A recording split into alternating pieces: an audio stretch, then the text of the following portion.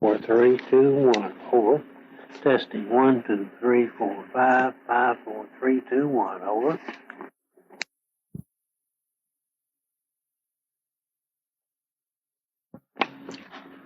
One, two, three, four, five. Over and out. 1, 2, 3, 4, 5. Over and out.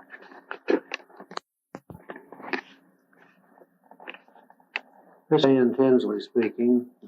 Today is October the 10th, 1990, and I'm speaking to Mr. Robert E. Bob McDonald of Ridgemont Drive, Tennessee, in regard to his experiences in Germany with the Army of Occupation shortly after World War II.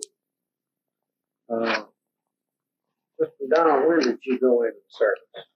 I was drafted in service out of high school. It was in June of 1945. June 45. Okay, and what branch of service were you in? Went into the Army and took training at Fort Knox, the armored school. Okay. Tell me, if you can, about after you were inducted, your training here in the States up until the time that you went overseas. Well, we went to Fort Knox for our basic training, which lasted for about 6 months. I went in June and then went to Germany in November. And we trained, like I said, at the armored school. And as it ended up, I came out of Fort Knox as a truck driver. Now, that was my MOS as a truck driver. And I remember the fact that we were close enough to Knoxville that we could hitchhike home on weekends when we were lucky enough to get a weekend pass. And occasionally we'd take the train, but it was a lot more fun to hitchhike. Right. And back in those days, you could safely hitchhike.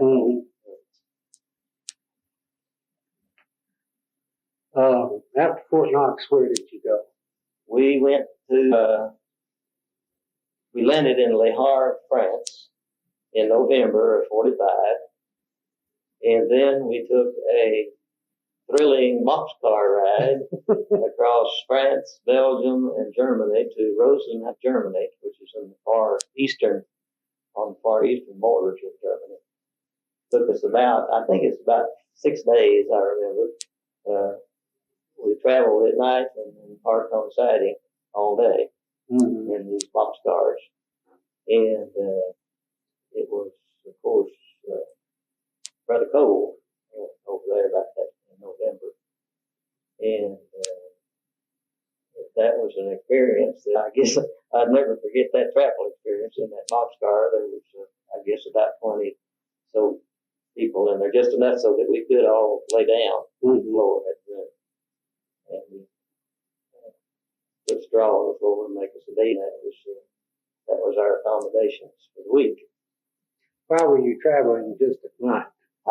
I'm not really sure, except I think that it was the fact that when we would pull off on a siding and sit during the day, there was an awful lot of on the rails. So I suppose that the regular traffic that they had took precedence over us, and we just had to wait until the tracks were cleared. How many do you estimate it was from beginning to end of the railroad? Well, I've never really looked at it, tried to figure it out, but it went all the way from Le Havre, France to Rosenheim, and that would probably be, well, over there, the distance seems like a little different from over here, because you can go a couple of 100 miles within 3 countries, but I guess it was probably roughly maybe 600 miles or something like that. I'm not sure. So you didn't average over 100 miles a day? No. How old were you when you were drafted? 18. 18. I was 18 in March, and then I got to finish school. They got you pretty right. And I'm glad they did. Well, you got it behind you. Yes, I did. When you got, let's see, where did you leave? What port in the United States did you leave from? Newport News. And call the name of the ship that you went across? Yes, we went over on the America, which was at that time was the largest cruise ship or a pleasure ship that had been built in the United States, and then it was converted to troops during the war. Right. Of course, we used it. It must have been a rather fancy ship because I know we slept in what was the Grand Lounge of the ship. Murals on the wall and all that. Mm-hmm. Must have been a fancy ship. How many days do you remember were you crossing? I seem to remember it was about six days, I believe. How many troops on board? Right offhand, I can't recall. I know we were stacked 3 deep in the bunks, but I'm not sure exactly. Let's see how this thing sounds before I get too far out of it. Okay, let's see. When you got, what's the name of the place in Germany where you first were? We first stop was in Rosenheim, which was in southeast Germany. It was, I'm not sure exactly. It must have been sort of a staging area, but we stayed there about 2 days and then sent off to the place that we were to spend quite a bit of time. Where was that you spent? We first went to Erlangen, which was near Nuremberg, mm-hmm. And we went there as the 6th Cavalry. That was the outfit that we mm-hmm. were put into when we got to Germany. And so we went in as replacement for the fellows that had been over there, some of them for about 3 years or more. And we went into Erlangen, stayed there 6 months. And then we moved to Coburg, Germany, a little further north, up near what was in the Russian border, mm-hmm. Russian zone. And we stayed 6 months there. What were your duties during that either place during that 6 month stay? What did the main duties, I guess, that our organization was running patrols through the countryside. As it happened, since I had been in the ROTC in Knoxville High School, and also I had worked for a short period while I was in high school at the city engineering department here in Knoxville. Mm-hmm. So they figured that I could handle map making. Mm-hmm. So I would make a route for the patrols to follow. And the patrols would go out in the morning and stay all day, just mainly as a show of force, I guess, just to be seen. They didn't really do anything. Mm-hmm. And then the next day I'd make them another map for another route. And they'd go back out this other. Occasionally, our entire group would real early in the morning descend upon one of the little villages and start in one end of town and just go through every house, search all the people and search through all the houses looking mainly for weapons. And of course, this was just immediately after the war was over, and I guess they felt there might be still some danger of somebody that might not realize that the war was over. So we'd go through. Never will forget having to dig down in all the potato bins trying to find weapons, mm-hmm. that sort of thing. But, we would go in unannounced just the way. Let's see, searches. Didn't do that too often, but we did it occasionally. Most of the time it was just the patrols that we would go. Is that what you did in the second place? Yes, when we moved to Coburg, then our patrols then were primarily right along that border between the U.S. zone and the Russian. And again, it was for the same purpose to find any weapons that we might have.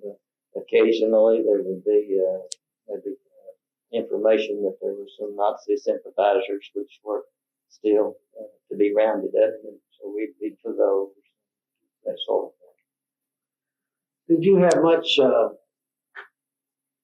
contact with the civilians, the German civilians?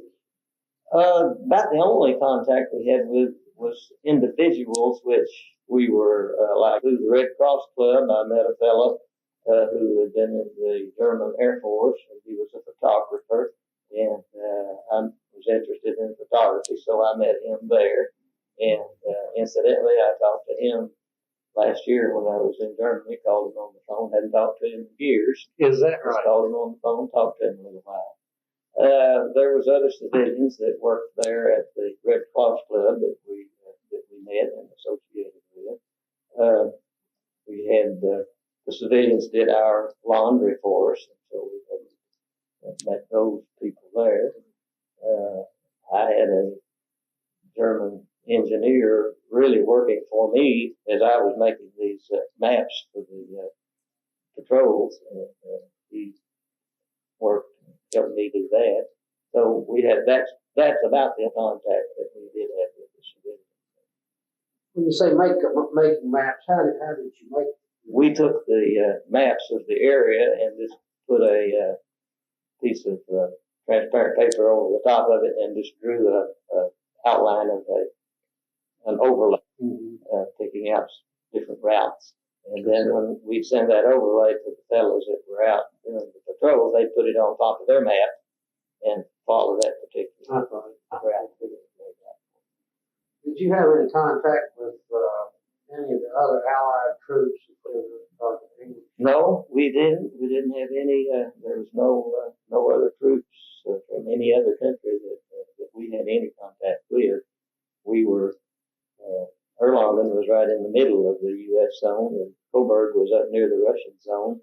And the only contact we had with any other troops would be the Russian troops that were on the border, and we traded with them cigarettes, watches, for Dresden happened to be in the Russian zone, and they bring China from Dresden to the border, and we trade the cigarettes and Mickey Mouse watches and that sort of thing for Dresden, China. Didn't sell many Jeeps, did you? No, we probably could have. We could have sold a lot of our equipment, but the only thing we turned loose of, and of course, when we did that, we weren't supposed to. That wasn't exactly a practice that was approved, but I suppose they knew that everybody was doing it, and cigarettes commanded about. But normally they were about $10 a pack, and when we got up to the Russian zone border, well, they'd get in the vicinity of $100 a pack for trading purposes. Did you see the Russian women soldiers in there? No, all that we ever saw were just male soldiers that were on duty right at the border, at maybe a crossing. You form any opinion, good, bad, or indifferent, about these fellows as Russians? No, because really we didn't have that much contact with them. All that we knew was that they had access to the China made in Dresden, and they were interested in cigarettes and watches and traded with them. Other than that, of course, we couldn't talk to them. We had no way of communicating really, other than the fact that we let them know what we wanted. You still have some of the China?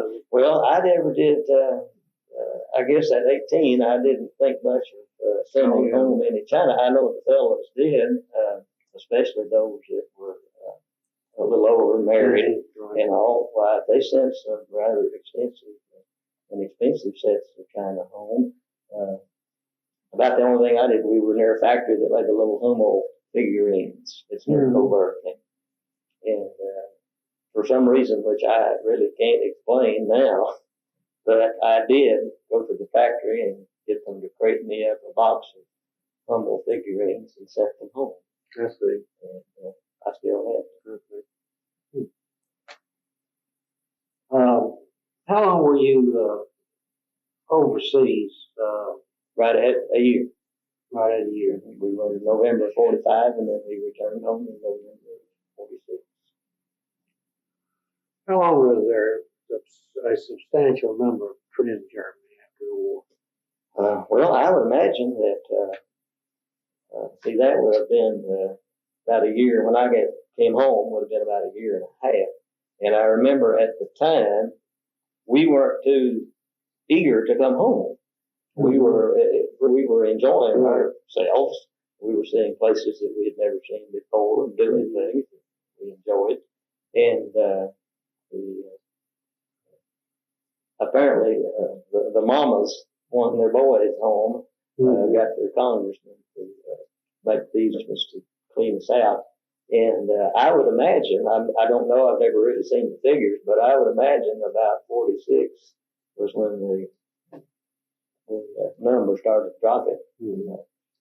No one replaced you that you... Not necessarily. Now, they did keep, we had an organization, the occupation organization, was known as the Constabulary.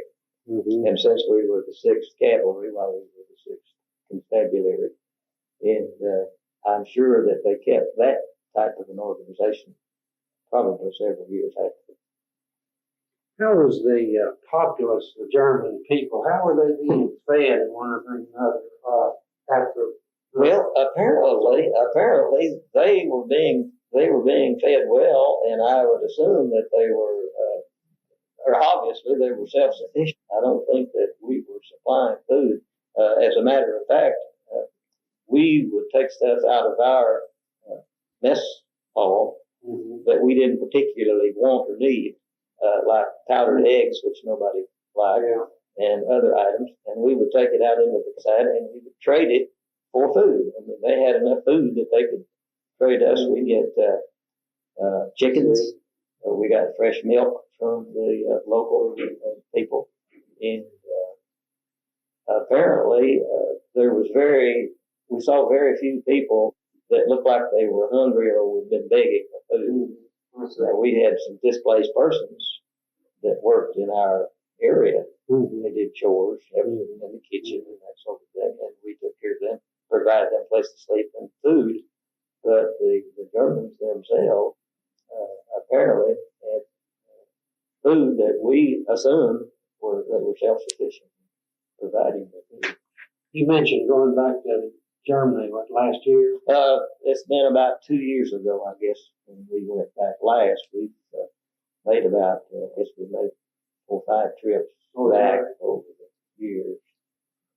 Was the purpose of it anything to do with your service over there in the war? Well, it just happened really that on the 30th anniversary of our trip over there in the Army, one of the fellows that I was over there in the Army with, and his wife, and me and my wife, went over there together, and we made the rounds of all of the places that we had been. Went back to Erlangen, visited the place that we were visited, and then went to Coburg and the places that we stayed there. But that just happened. That was just sort of a coincidence on the 30th anniversary. And then since then, I guess we've been over about maybe 5 times since then, just to travel. Yes, I like that part of the world. Beautiful country. Nice and good. You still stay in pretty close contact with some of the fellows you were in the service with? Yes, there was about 7 or 8 of us that were fairly close. I see them that live here in Knoxville, and I see them occasionally.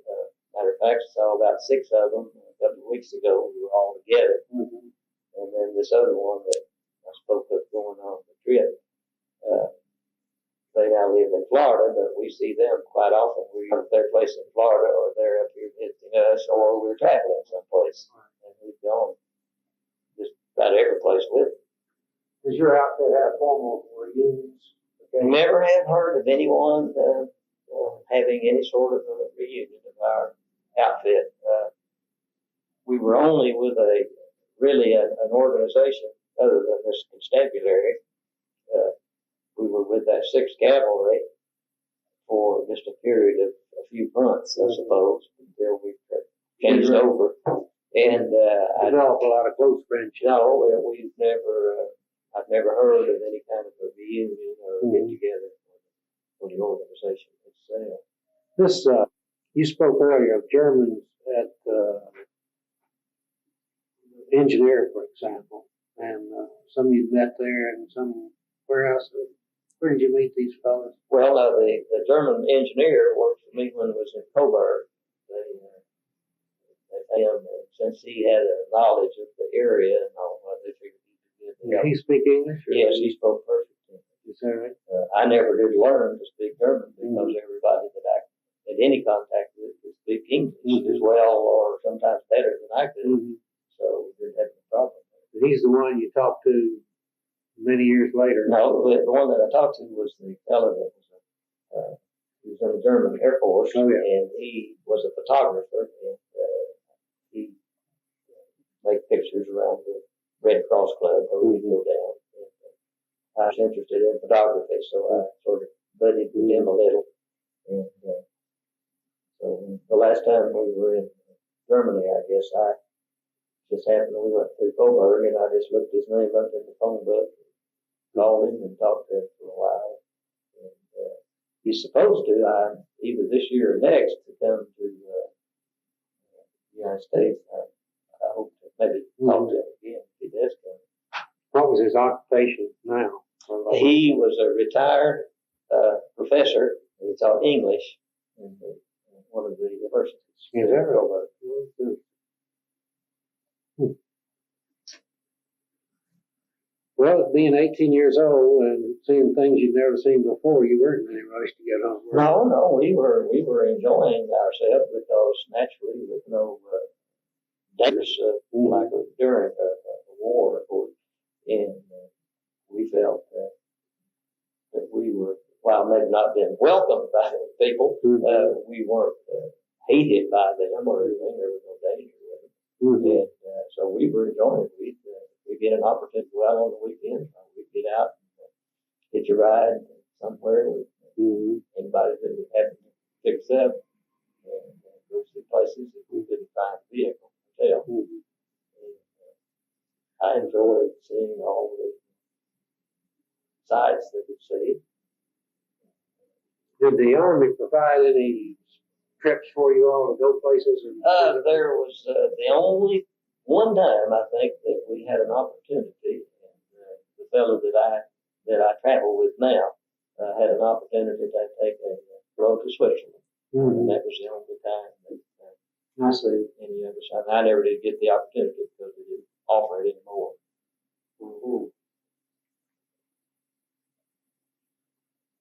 Most of the travel that we did was either on our own or the Red Cross. I see. That railroad trip you took from where you landed over into Germany, that seems a little more like wartime to me. Well, it does. It would seem that way. We of course felt that way. We had sea rations to eat, and occasionally we would stop at a place that might have some hot food. But we always had hot coffee. That's where I learned to drink coffee. I hadn't drunk it before. We didn't have. Well, there are no facilities, of course, for bathing or anything at all. And matter of fact, when we got to Erlangen, it was, I guess it was about 2-3 weeks before we still had any facilities to use.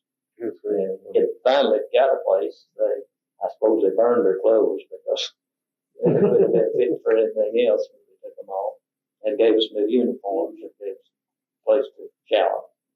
What sort of places were you billeted in?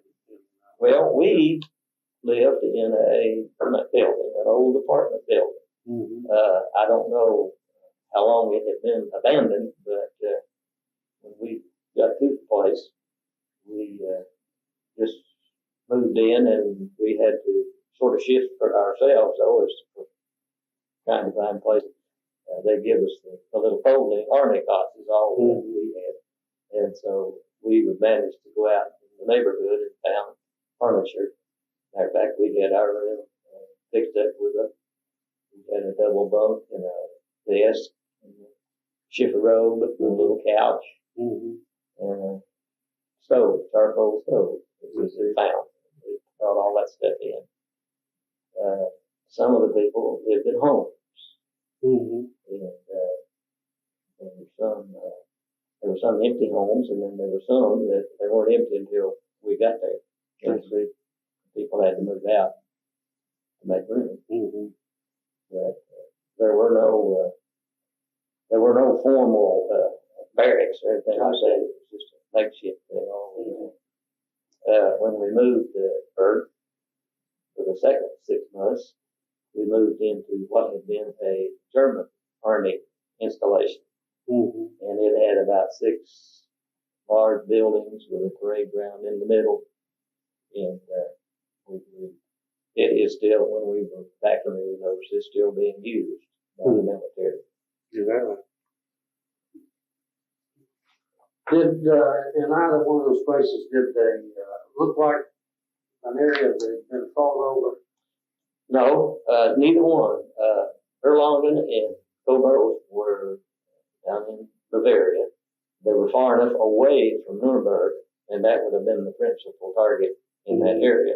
Now, Nuremberg was just all but level as we went through there. But the 2 cities that we stayed in, you would never know that they had come through a war. Yes. No damage at all to either one. Both Erlangen was a university city, and Coburg was just a sort of a quaint, typical Bavarian village.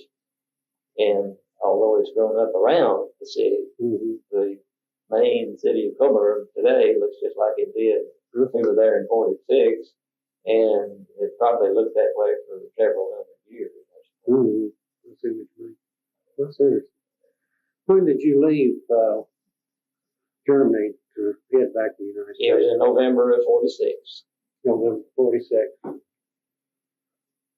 Okay. Well, you didn't have to ride that same boxcar back. No, we had a lot better accommodations. It was mainly by bus, so I think we went up to Bremerhaven and came home that way. Okay, November 46. Which land in the States?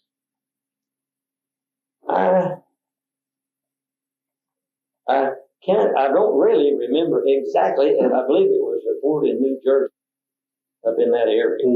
I see. Now, wherever, if there might not even be any ports in New Jersey, but we were up in that vicinity. But I'm not really, I don't know why I can't. You weren't at Camp Kilmer, were you? No, no. That's right out of New York, across the road. I've asked several of the fellas that we were with, because it was a little busy on that. I didn't really remember. And I said, where were we? Well, I don't quite remember. I think we were all excited about getting home and all. It was November of 46, North Atlantic crossing. Pretty rough weather? Not bad. I think I can remember we only had one storm. We came home on the West Point, which is another pretty good sized ship. And we only had one storm.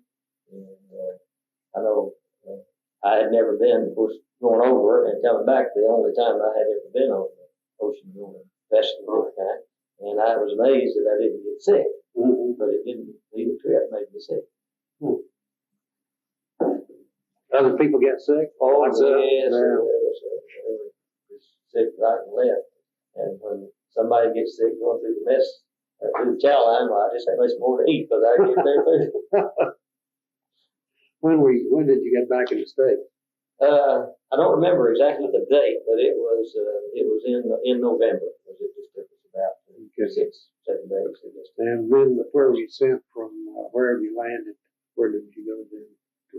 Did you go for discharge then? Yes, we were discharged immediately. We spent just a couple of days in. Again, I'm not sure. It was in the north, I know. Yeah. And then we were discharged. Right there. Right there. Right there.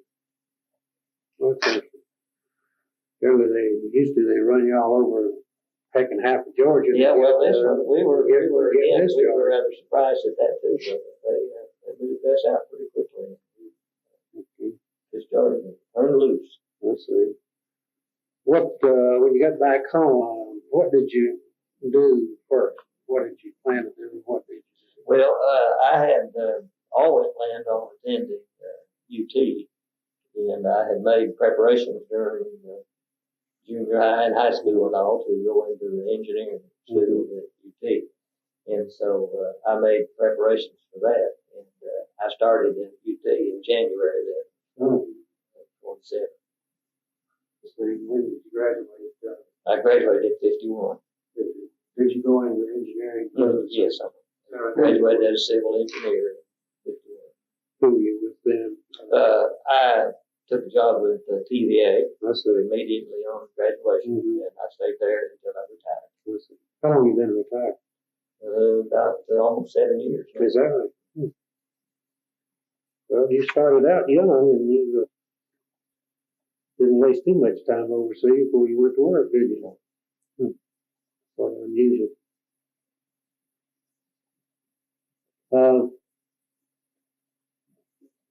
Were there ever any feelings or doubts in your mind why we were over there and was it worth the cost?